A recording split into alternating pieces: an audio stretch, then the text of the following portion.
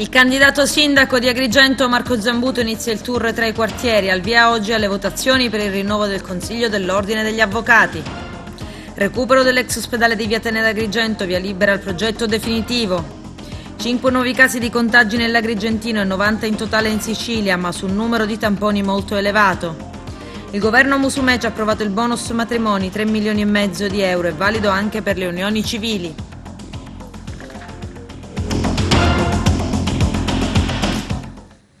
Bentrovati gentili telespettatori al nostro appuntamento con l'informazione. In apertura parliamo delle amministrative. Il candidato del comune di Agrigento, Marco Zambuto, ha iniziato il suo tour in città, tappe alla Bibirria e a Fontanelle. Il prossimo step è quello del quadrivio. Vediamo. Giornata bellissima, bagno di folla, incontro con la gente, incontro con la città. Siamo stati stamattina a Fontanelle e oggi pomeriggio alla Porta dei Venti, alla Bibirria, nel centro storico della città.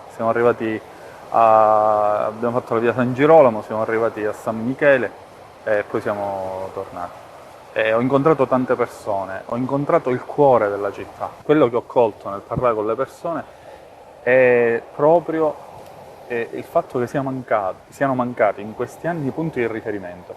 I cittadini non hanno avuto con chi parlare. Ho visto tante persone che proprio cercavano con chi sfogarsi, con chi riuscire a esprimere il proprio malessere o il proprio senso di bisogno e di disagio. Domani quadrivio Spinasanta, altro grande quartiere popolare, per sempre sentire e ascoltare le persone. La candidata al Consiglio Comunale Irene Giglione ha ritirato la propria candidatura all'interno della lista Noi alle elezioni amministrative del Consiglio Comunale di Agrigento del 4 e 5 ottobre. Non parteciperà pertanto alla prossima competizione elettorale, pur mantenendo fuori dalle istituzioni fermo il proprio impegno sociale rivolto alla tutela e coltivazione degli interessi pubblici. In conseguenza di ciò ha chiesto che siano adottati tutti i provvedimenti previsti dalla legge per rendere noto ed evidente alla cittadinanza che il suo nominativo non parteciperà alla competizione elettorale. Recupero dell'ex ospedale di Via Tenera ad Agrigento, via libera al progetto definitivo. I dettagli nel servizio. La Giunta Comunale di Agrigento ha approvato in linea amministrativa il progetto realizzato da Unipalermo e ha adottato la convenzione che andrà a normare i rapporti tra due enti rispetto alla gestione del finanziamento che sosterrà la gigantesca operazione di riqualificazione e recupero dell'ex ospedale di Via Tenea. Gli investimenti dal costo di oltre 6 milioni e 100 mila euro saranno realizzati con 2 milioni e 800 mila euro dall'università e con la restante parte a valere sul progetto Girgenti. La struttura sarà recuperata, consolidata, messa a norma, saranno realizzati gli impianti e tutto quanto necessario. L'ex ospedale alla fine ospiterà 2 sale da 70 posti ciascuna, un'aula magna e uno spazio per incontri, un laboratorio culturale che non sarà necessariamente legato alle attività accademiche in senso stretto, anche se da tempo si parla dell'idea di uno spostamento di almeno una parte delle lezioni dalla periferia al cuore di Girgenti. Dentro il progetto, comunque, il Comune di Agrigento ha previsto di inserire anche un ascensore urbano che metterà in stretta relazione il piazzale della stazione ferroviaria con la quota di via Empedocle, una struttura che sarà finanziata con i medesimi fondi di Girgenti. I lavori dovranno essere messi complessivamente a gara d'appalto e ci vorranno necessariamente mesi. E poi, dalla data di consegna degli stessi, sono previsti oltre 900 giorni di operazioni. Nuova bomba d'acqua ieri su Agrigento e provincia. Nel capoluogo 5 auto sono rimaste impantanate in viale Canatello ed sono intervenuti i vigili del fuoco. Allagati a causa delle gaditoie otturate anche alcuni locali di un ristorante di Contrada San Giuseppuzzo, cavi Enel che si infiammano in via Mera. Danni e disagi anche a Sciacca, dove in via Antonio Segni è caduto un albero su un'autovettura. Gli occupanti del mezzo per fortuna sono riusciti a mettersi in salvo immediatamente e sono rimasti illesi. Strade allagate, così come anche magazzini e scantidati, sempre nella città delle Terme.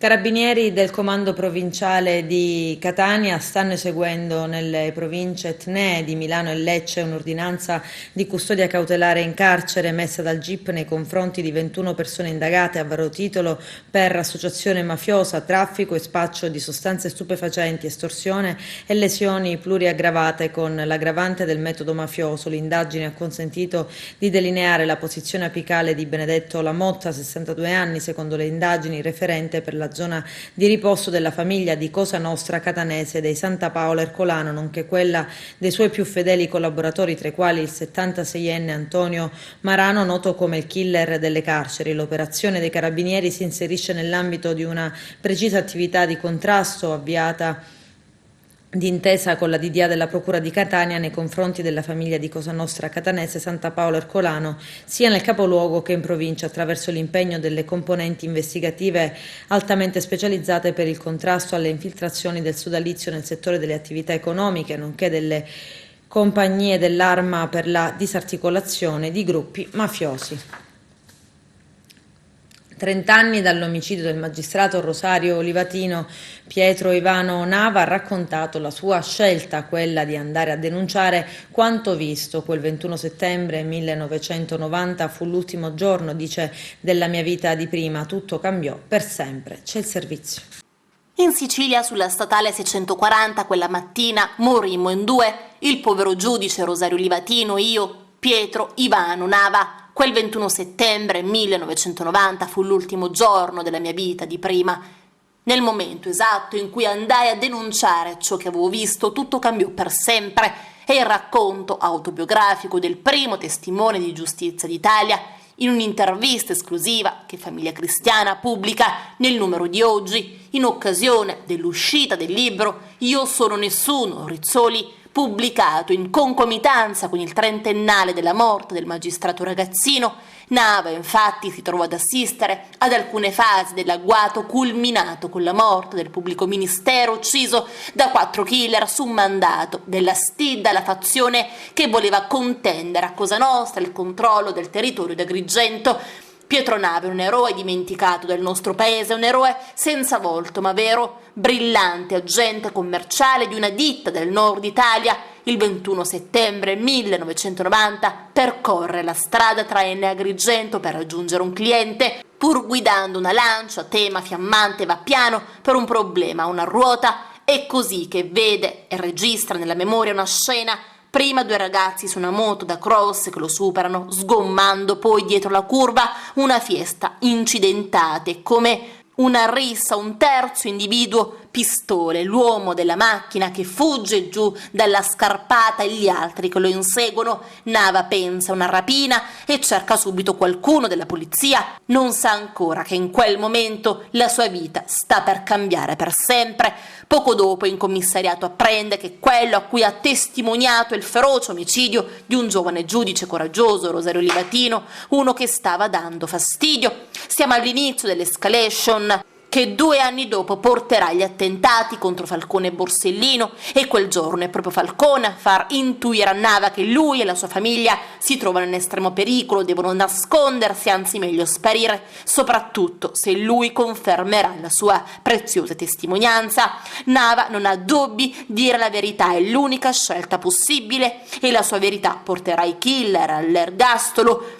Tutto ciò però ha un prezzo altissimo per lui e i suoi familiari: perdere la propria identità, il lavoro che stava garantendo loro agio e soddisfazioni, la casa, le amicizie, le relazioni. Ha inizio così la vita eroica e dedita alla giustizia che Nava per la prima volta racconta in questo libro importante e denso di emozione, in un alternarsi di dramma e speranza, paura e orgoglio per aver fatto il proprio dovere, una vera odissea umana resa ancora più difficile da un buco legislativo che fino al 2018 omologava i pentiti ai veri testimoni di giustizia come lui, eroi oscuri ma esemplari per ogni cittadino. Certo che lo rifarei, dice, è l'educazione che mi hanno dato i miei genitori, non c'era un'altra scelta. Pensa che mi sarei potuto svegliare il giorno dopo in albergo, farmi la barba, andare a fare colazione, leggere della morte del giudice e far finta di nulla. Se avessi taciuto non sarei più stato un uomo libero, dice. Non mi sarei più potuto guardare allo specchio Pietro Ivano Nava si espose in prima persona, prima ancora che ci fosse uno specifico programma di protezione, ha poi contribuito in modo determinante con la commissione antimafia presieduta allora da Rosi Bindi alla riformulazione nel 2018 della nuova legge sui testimoni di giustizia. Il GIP del Tribunale di Agrigento, accogliendo l'istanza della difesa, ha disposto gli arresti domiciliari nei confronti di Carmelo Rubino, 70 anni di Canicattì, accusato di aver ucciso nel settembre scorso a pistolettate il vicino di terreno, l'agricoltore Vincenzo Sciascia Cannizzaro, 68 anni. Rubino nelle scorse settimane era stato rinviato a giudizio con l'accusa di omicidio. Alla base del delitto una strada contesa che garantisce l'accesso ai vigneti di entrambi, dissapori forse sottovalutati che col tempo si sono intrisi di rancore. L'accusa sostenuta dal pubblico ministero Paola Vetro è quella di omicidio volontario, il che esclude qualsiasi tipo di giudizio abbreviato nei confronti dell'imputato, in quanto punibile anche con l'ergastolo. La prima udienza è fissata il 6 novembre prossimo davanti alla Corte d'Assise di Agrigento. La vicenda risale al settembre scorso, quando Cannizzaro, trovando l'accesso della stradina sbarrato, ha chiamato il suo avvocato con l'intenzione di sporgere denuncia nei confronti di Rubino. Non ha avuto tempo perché intorno alle 11:30 Rubino si è presentato a tu per tu col vicino sparandogli in testa proprio davanti il vigneto. Sarebbero stati 2 colpi che hanno colpito il 68enne. Il 70enne tentò una fuga che durò poco tempo. Quando la polizia lo fermò era ancora al volante della propria auto. Eritreo investito e ucciso da un'auto dopo la fuga dal centro di accoglienza di Villa Sicania Siculiana. L'inchiesta a riesame, la difesa insiste, è stato un incidente, l'impatto non si poteva evitare e non è fuggito. C'è il servizio. L'investimento è stato inevitabile perché il povero eritreo era già immobile sull'asfalto, tanto che la macchina non ha i segnali di un minimo urto e l'indagato in ogni caso non è fuggito. Gli avvocati Luigi Troia e Giacomo La Russa chiedono al Tribunale del riesame di annullare l'ordinanza cautelare a carico del 34enne Alfonso Cumella di Realmonte, accusato di omicidio stradale. L'inchiesta è quella che scaturisce dalla morte avvenuta nella notte fra il 3 e il 4 settembre dell'eritreo Syed Anwar, ventenne appena fuggito dal centro di accoglienza di Villa Sicania, investito da un'auto sulla statale mentre 3 poliziotti, 2 dei quali rimasti feriti, tentavano di bloccarlo. Il PM Chiara Bisso gli contesta di non aver tenuto una condotta di guida prudente, con particolare riferimento alla velocità. Cumella si è difeso e ha negato pure, in occasione dell'interrogatorio di convalida dell'arresto davanti al GIP Francesco Provenzano, di essere fuggito all'alto dei poliziotti, che, sostiene l'accusa, gli avrebbero intimato di fermarsi vedendo arrivare la Volkswagen Touareg ad alta velocità. La difesa adesso chiede di annullare il provvedimento dando una diversa ricostruzione dei fatti. L'udienza per discutere il ricorso della difesa è stata fissata per il 23 settembre. La procura intanto ha disposto degli accertamenti tecnici per ricostruire la dinamica che saranno eseguiti dall'ingegnere Benereo Torrisi. Agli atti dell'inchiesta anche un video amatoriale di qualità comunque non eccelsa. Nel procedimento è subentrato anche uno zio della vittima che ha dato incarico all'avvocato Leonardo Marino di tutelare i propri interessi. La difesa dell'indagato ha nominato come consulente di parte l'ingegnere Nicolò Vassallo. Voleva 400 euro per restituire, secondo l'accusa formalizzata dalla Procura di Agrigento, la carta d'identità ad un connazionale. È stato organizzato in piazza 4 novembre a Canicattì lo scambio dei soldi, ma ad assistere, facendo scattare l'arresto in flagranza di reato, c'erano i carabinieri. A finire nei guai con l'accusa di estorsione è stato il romeno Dragomir Kostel Danut. Il romeno, venuto in possesso del documento d'identità, qualche giorno fa aveva contattato la vittima chiedendo 400 euro per la restituzione. Il malcapitato si era però subito rivolto ai carabinieri della stazione di Grotte. I militari dell'Arma avevano raccolto la denuncia e informato la Procura della Repubblica di Agrigento, che ha consentito allo scambio di denaro contrassegnato dagli investigatori. L'arresto, dopo le formalità di rito, è stato tradotto al carcere di Sciacca. L'accusa è appunto quella di estorsione. Il GUP del Tribunale di Agrigento, Alessandra Vella, ha disposto il rinvio a giudizio nei confronti di Carmelo D'Angelo, sindaco di Ravanusa, per l'ipotesi di reato di abuso d'ufficio. La prima udienza è stata fissata il prossimo 9 novembre. La vicenda scaturisce da una denuncia dell'avvocato Lillo Massimiliano Musso nel 2016, quando, secondo la ricostruzione, il sindaco avrebbe negato l'utilizzo della biblioteca comunale per una manifestazione con il cantante Povia, sostituendola qualche giorno dopo con un convegno incentrato sulle motivazioni del sì o del no del referendum costituzionale proposto dall'allora Presidente del Consiglio Matteo Renzi. D'Angelo è difeso dall'avvocato Giuseppe Scozzari. Adesso ci spostiamo a Palma di Montechiaro, nella città del Gattopardo. La campanella suonerà il prossimo 24 settembre, giorno in cui è previsto l'avvio dell'anno scolastico. Il nostro direttore Arturo Cantella. Siamo all'Istituto Cangiavilla a Palma di Montechiaro, tra qualche giorno inizieranno le attività didattiche, intanto il dirigente scolastico Dorsi è al via per la preparazione di tutto ciò che necessita in materia di Covid, sicurezza per l'inizio dell'anno scolastico. Come vi state organizzando, dottore Dorsi? Ma con tutte le precauzioni che i decreti ci hanno investito, di una responsabilità forse maggiore rispetto a quelle che sono le nostre capacità. Ci avevano assicurato sicurezza e soldi intento banchi, sedie, anche personale e sicurezza. Noi ad oggi non abbiamo nessun intervento che è stato fatto nei rispettivi istituti scolastici, anche quelli periferici, e quasi con molta creatività stiamo eseguendo perfettamente tutte quelle norme che danno sia il distanziamento sia la sicurezza dei nostri alunni. Ma non basta perché non siamo attrezzati per le cose che abbiamo detto, cioè per mancanza di sedie e per mancanza di banchi monoposto. Purtuttavia accogliamo l'invito da parte della Regione Siciliana, da parte del nostro dirigente provinciale, di iniziare la scuola il 24 settembre, ma rispetto all'inizio del 14 con quello del 24 non è cambiato assolutamente nulla. Non abbiamo sufficientemente banchi e sedie per poter iniziare in sicurezza la nostra attività. E questo è il grande problema. Abbiamo un Ministero della Pubblica Istruzione che oltre a promettere, a dire, a fare calendari vari e senza nessuna concretezza. Mi auguro che entro il 24 possiamo fruire di tutte le cose che ci riguardano per andare avanti in questo anno terribile e molto problematico, ma soprattutto molto incerto. Noi abbiamo cercato di andare incontro alle esigenze dei nostri alunni e lo abbiamo fatto partecipando a tutti i concorsi che derivano con i PON, con tutte le cose che ci potevano dare una mano d'aiuto dal punto di vista economico.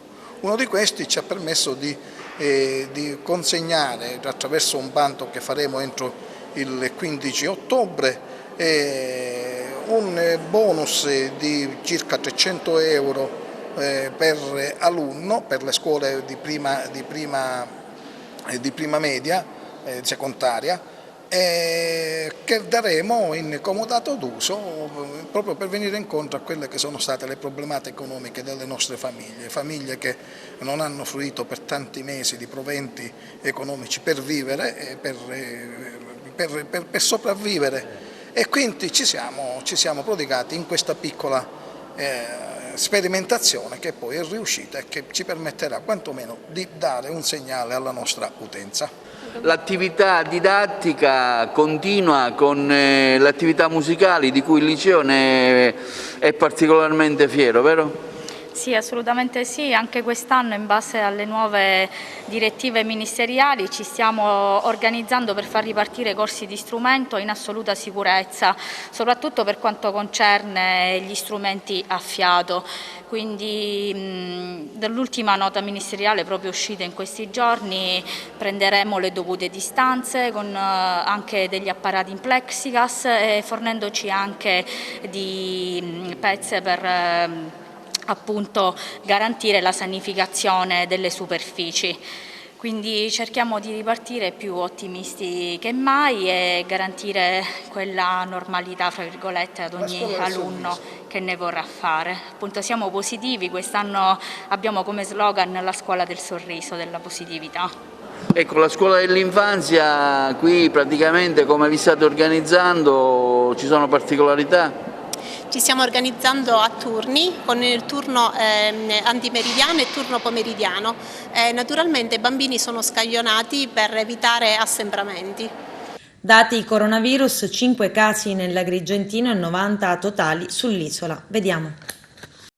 La paura fa 90, tanti sono i nuovi casi acclarati di coronavirus in Sicilia, però è opportuno precisare che il numero di tamponi effettuati è molto alto, sono 5.809, ciò significa che ne è risultato positivo l'1,54%. Purtroppo ci sono da registrare 2 nuove vittime in provincia, ma anche 18 guariti dopo lo 0 di ieri. Le altre vittime sono in provincia di Siracusa e Catania. Salgono di tanto anche i ricoveri che dai 141 di ieri passano a 155. A questi vanno aggiunti 16 pazienti in terapia intensiva, meno 1 rispetto a ieri. Nella notte al cervello di Palermo sono stati ricoverati 6 pazienti positivi al Covid. Secondo il bollettino del Ministero della Salute, gli attuali positivi sull'isola sono dunque 1.988, di questi 1.817 si trovano in isolamento domiciliare. Per quanto riguarda le altre province, è Catania quella che registra il numero maggiore di nuovi contagi, sono 35, segue Palermo con 33, Enna ne ha 7, Agrigento 5, Messina 4, Ragusa e Caltanissetta 1.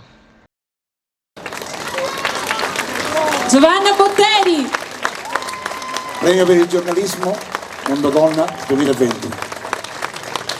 Forse è stata la notizia più rilevante della tua carriera, questo del virus. Io sono stata una corrispondente di guerra e la pandemia è cominciata come una guerra e per certi versi ha tante cose in comune con la guerra, le città che improvvisamente diventano deserte, la gente chiusa in casa con la paura. Ci sono molte cose in comune. Se adesso abbiamo la mascherina è perché dobbiamo fare in modo che torni la pace, che torni la normalità, anche se questo può costare qualche sacrificio, stare lontani, tenere la mascherina, stare attenti, lavarsi le mani, ma insomma sono piccoli sacrifici rispetto a tutto quello che potremmo rischiare se ci fosse una nuova ondata, se ci fosse un nuovo lockdown. Giovanna, tu hai raccontato dalla Cina l'evolversi, soprattutto la nascita della pandemia. Pensavi minimamente che in Italia potesse accadere, potesse bissarsi in Italia? La verità è che il momento in cui si è capito che il virus era così contagioso e che si diffondeva con tale rapidità e tale facilità, è apparso quasi impossibile non pensare che si diffondesse in tutto il mondo. Dalla Cina ai paesi vicini, alla Corea, al Giappone e poi man mano l'India è arrivato fino all'Italia, è arrivato fino all'Europa, è arrivata fino all'America, è arrivata fino all'America Latina. Quello che dicono gli scienziati cinesi è che finché il virus sarà in circolazione nessuno al mondo può dirsi al sicuro. Tu uscivi per le strade, no? Sì, i primi giorni siamo rimasti tutti chiusi in casa, davvero non c'era nessuno e c'è stato anche qualche problema con il cibo perché all'inizio nessuno... Tu avevi il cameraman lì? Sì, io ho lavorato con 2 tecnici, abbiamo lavorato tutto il periodo soltanto con 2 tecnici che si alternavano un giorno uno, un giorno l'altro, e gli altri sono rimasti in casa come tutti. Abbiamo cercato di ridurre al massimo, come è successo in Rai, nel resto delle televisioni, come è successo anche a voi. La gente rimaneva a casa, lavorava da casa, si cercava di evitare al massimo gli spostamenti, perché gli spostamenti sono stati molto pericolosi i primi giorni. Contemporaneamente questo faceva anche parte del nostro lavoro, andare in giro e capire quello che stava succedendo. Io ho cominciato, credo come tutti, a studiare per cercare di capire quello che stava succedendo, per avere tutti gli elementi, e credo che il mio vantaggio fosse che, venendo le notizie dalla Cina, dove tutto era successo prima, in qualche modo ogni cosa era già passata. Io potevo raccontare cose che noi già avevamo visto e che invece voi ancora dovevate vivere. Era come un riuscire ad anticipare delle cose e degli elementi, anche l'uscita dal tunnel a un certo punto, raccontare nel momento grave della crisi che si può uscire, che si può sconfiggere il virus, che si può tornare alla normalità. Io credo sia stato molto importante. Adesso c'è la pubblicità, tra poco vi aspetto. Ordine degli avvocati di Agrigento al voto da oggi a sabato per il rinnovo del Consiglio. Vediamo. Iniziate oggi al Tribunale di Agrigento le elezioni per il rinnovo del Consiglio dell'Ordine degli Avvocati. In tutto saranno 15 gli eletti, i quali subito dopo procederanno alla nomina del Presidente e degli altri vertici della categoria. Il commissario straordinario Silvo Miceli, dopo una serie di rinvii, ha fissato le elezioni da oggi e fino a sabato 19 settembre. Si vota nel locale a piano terra di via Mazzini 146 di fronte al Tribunale. Nei giorni scorsi si registrò la clamorosa uscita di scena dell'ex presidente Antonino Maria Cremona, che ha formalizzato il ritiro della candidatura, pare per motivi personali. L'organismo era stato azzerato proprio in seguito alle dimissioni di massa dei componenti decise per protesta nei suoi confronti dopo la sfiducia. Nei primi 2 giorni i seggi resteranno aperti dalle 9 alle 18, il terzo giorno dalle 9 alle 10. Restano quindi in 19 in corsa per 15 posti. Nella lista informale Uniti per l'Avvocatura sono candidati Giuseppe Aiello, Salvatore Amato, Angelo Avanzato, Vincenza Gazziano, Diego Giarratana, Marco Giglio, Riccardo Gueli, Salvatore Infantino, Lucia Stefania La Rocca, Luigi Mulone, Antonio Provenzani, Annalisa Russello, Anna Salvago, Ilaria Sferrazza e Gianluca Spirio. Completano l'elenco dei candidati Maria Alba Nicotra, Giovanni Crosta, Luca Collura. Ogni avvocato elettore potrà esprimere fino a 10 preferenze rispettando le quote di genere, ovvero votando non più di 6 candidati di un sesso. Il governo Musumeci ha approvato il cosiddetto bonus matrimonio, con cui sono stati destinati 3,5 milioni di euro per incentivare i matrimoni e le unioni civili. Il beneficio è di un contributo fino a 3.000 euro, riguarderà i riti celebrati in Sicilia.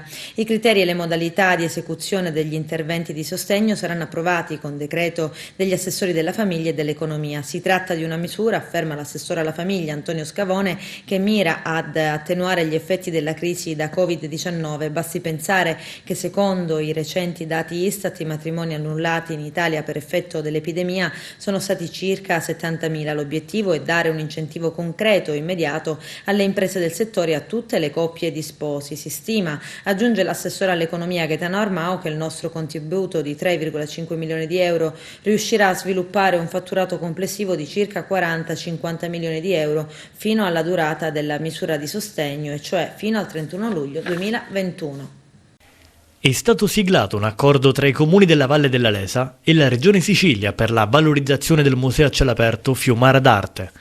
È il primo della legalità, parla Antonio Presti, presidente e promotore della Fiumara d'Arte. Il primo atto dell'accordo, firmato a Palermo con l'assessore regionale alla cultura e identità siciliana, è la gestione di un finanziamento sulla programmazione Fondo per lo sviluppo e la coesione, per la realizzazione del progetto di valorizzazione del patrimonio nebroideo contemporaneo Fiumara d'Arte, intervento che si inserisce in un vasto programma di valorizzazione del territorio che l'assessorato sta portando avanti e che ha lo scopo di rilanciare il turismo nella Valle della Lesa, che riunisce i comuni di Tusa, Pettineo, Castel di Lucio, Reitano, Santo Stefano di Camastra e Mistretta. oggi, continua Antonio Presti, ha perso l'illegalità e la mafia in un territorio che la natura ha destinato alla bellezza e non agli avvoltoi e agli sciacalli, che invece vanno a speculare anche sul restauro di opere costruite per dare dignità e lustro al nostro paese. Mi è dispiaciuto per la comunità di Mistretta, che ha visto lo scioglimento del comune per mafia. Questa non è bellezza, ma io voglio rispondere alla comunità con tutto il mio cuore sulla realizzazione di opere da donare ai giovani di Mistretta. Qui, nel territorio della Valle della Lesa, ha vinto la storia e il futuro di questa storia. Invito i giovani a prenderne coscienza e a non abbandonare questo territorio.